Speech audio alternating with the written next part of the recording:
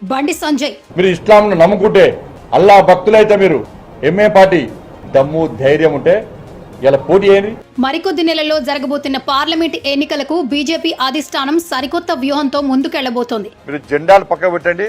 Bharatiya Janata party గెలిస్తే ఇలా మనకు నిధులు వస్తాయి, మన తెలంగాణ రాష్ట్రం అభివృద్ధి చేస్తారు. ఇప్పటికే పలు దఫాలుగా మీటింగ్స్ నిర్వహిస్తూ డబుల్ డిజిట్ స్థానాల గెలుపు లక్ష్యంగా అభ్యర్థులను ఎంపిక చేసే పనిలో పడింది.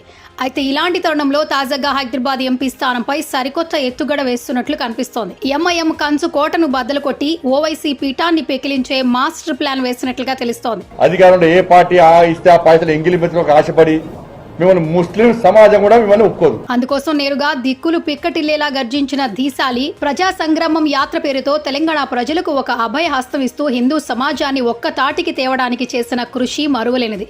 ఇక చార్మినార్ వద్ద భాగ్యలక్ష్మి దేవాలయానికి ఈ రోజు ఇంత ప్రయారిటీ వచ్చిందంటే అది బండి సంజయ్ చేసిన ప్రమాణాలే కావచ్చు, లేదా ప్రజా సంగ్రామ యాత్ర అమ్మవారి ఆలయం నుంచే ప్రారంభించాలని తీసుకున్న నిర్ణయమే కావచ్చు.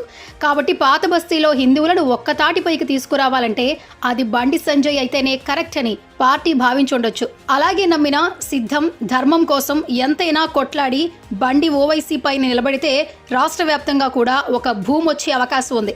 అనుకున్న ప్రణాళిక సఫలం అయితే ఓవైసీ ఎంపీ స్థానానికి ఎసరు పెట్టో ఎంఐఎం పార్టీ భవిష్యత్తు పైన నీళ్లు చల్లటం ఖాయంగా కనిపిస్తోంది.